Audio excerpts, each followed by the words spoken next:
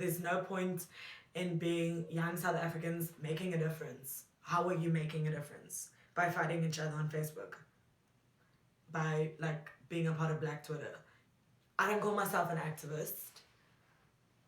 I don't know if I have, but I shouldn't, because I don't do enough. But I do a lot more than those people that were at the camp, that's for sure. Yeah.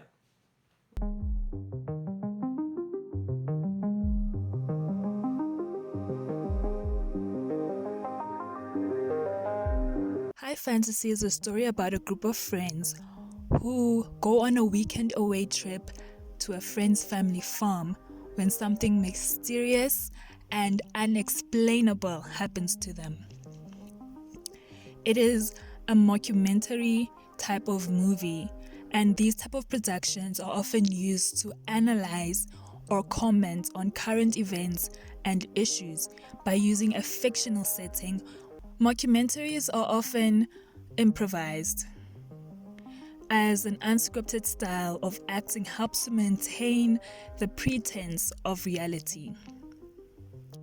In High Fantasy, we occasionally discuss social issues like land reform, racial identity, misogyny, police brutality, and men are trash. We meet 4 friends: Tammy, who's the fuckboy and he's very misogynistic; Oli, who is the woke sisters who speaks her mind and has a very fuck you attitude if you get offended by what she says. We meet Tatiana, who's the colored girl. She's very quiet. And we meet Lexi, the white girl, who organized this trip for sentimental reasons. She's the only one who has a relationship with all 3 of them, and she's the one that connected them. She's the one who invited Tammy, the only guy, on the trip. So one cold night in a desert farm in the Northern Cape, our group of 4 share a tent. The next morning, they wake up in different bodies. The way they react is exactly how I would react. I would freak out. I would lose my mind. I would try to pull my hair. I would jump up and down. I would be slapping myself. I would be throwing things around.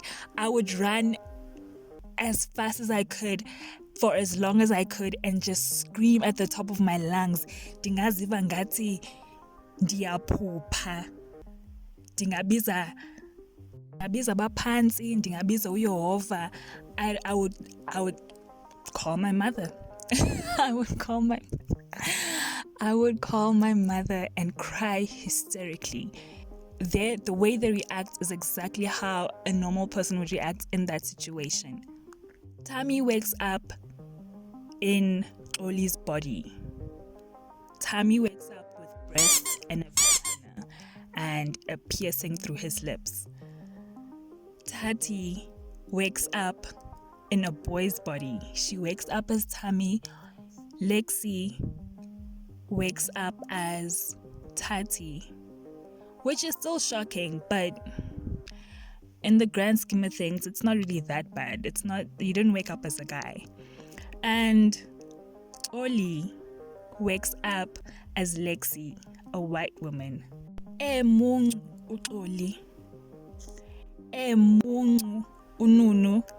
She was so angry at the fact that she is in a white person's body.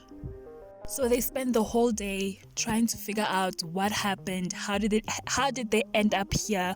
Why are they not in their own bodies? Why have they switched bodies? And they start to blame each other. They first blame Otami because Tammy gave them the weed they smoked the night before, and it has something to do with his weed. Then they switch to maybe it's Lexi's ancestors. They're trying to play a game, or they're trying to invent this new way of coming back as black people and claiming the land, or some kind of explanation to make it make sense. As a viewer, I'm sitting there, I'm like, maybe it's aliens. Maybe it's aliens. You guys are in a desert. We've all been indoctrinated that aliens like landing on empty spaces. Maybe aliens came. The whole ancestor thing did cross my mind, but I wasn't thinking of white ancestors. I was thinking kabantu bamnyama. And it's funny that when we have conversations about ancestors, we never talk about white ancestors. It's when they die, they die. They have no active role in what happens in this world, in this life. But what if they did? I don't know how they continued with the trip. I don't know if I could. I think the fact that the body switching was a shared experience made it easier for them all to swallow. It made it easier for them to cope with it. Because if it only happened to one pair and not the other, it would have been a different story. One of them would have said, let's go to the hospital, let's go to the police station, let's go do something and try to solve this. But because it was a shared experience, they decided to stay and I guess accept their new bodies. And obviously, just as inexplicable as the body switching was, they switched back without an explanation. We don't know how they switched in the first place. They don't try to investigate either. I get it. How would you? How can you? You're in the desert. There's nothing around you. You're in a desert farm. You're in an arid farm. You're in unfarmable farmland. And something mysterious happened, something mystical happened, and you don't know where would you look? Where would you go? Who would you talk to? Who would you ask? What would you say? Just as mysterious as the body switching happened, it unswitched. They unswitched their bodies and they were back to normal. And then something really odd happened where Utami and Lexi end up sleeping with each other. Something really odd happened where Utami and Lexi benza inkonzo yasekamereni. I don't understand why. I don't understand how. Even when I tried to explain it as maybe, they had a shared traumatic experience, so this is how they're trying to console each other. It's been solved. So why? There was at no point where there was any kind of attraction between the two of them, or where they were flirting with each other. They just sleep together. Apparently at that. Abayanga nasetenteni I was outside. And then they fall asleep outside. Mind you, this is the middle of the day. Have you ever tried taking a nap outside with no shade in the middle of the day? There is no way. I don't care how peaceful it is, you cannot do it. And they did it. And they got caught. And I think it's safe to assume that the friendship kind of fizzled out after that. It is possible based on the reaction that Utami had to being caught. To being... Okay, Uxoli is the one who caught them, and she was being very voyeuristic about it. She just stared at them. She just looked at them. She didn't say a word. She just looked at them. And I guess her gaze made them feel ashamed for what they did.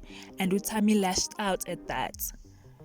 While Ulexi, like a white woman, apologized. They have mastered the art of being a victim, haven't they?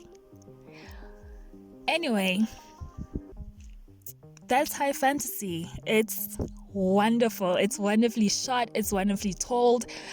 I don't care that we don't find out why they switched bodies. It's not really a concern of mine. I enjoyed the movie. I really did enjoy the movie. Definitely something I'm going to keep, and I would watch and recommend it. I would watch it with my friends and recommend it to them. Thank you for making it this far in the video. Please don't forget to like, comment, and subscribe. Share with your friends. And go, bye-bye.